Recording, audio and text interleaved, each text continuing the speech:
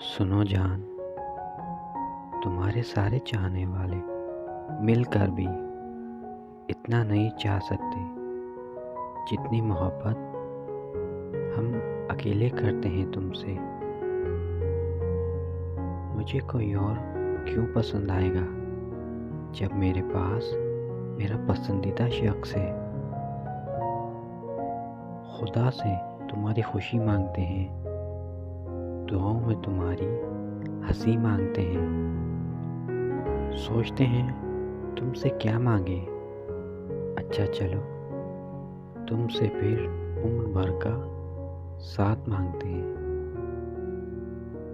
نہ تمہیں کھونا چاہتے ہیں، نہ تمہاری یاد میں رونا چاہتے ہیں۔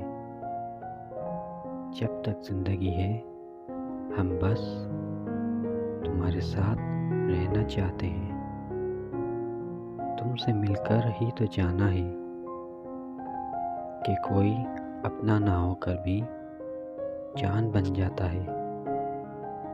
تم سے محبت تھی اور ہمیشہ رہے گی۔ یہ ملنا نہ ملنا تو قسمت کی بات ہے۔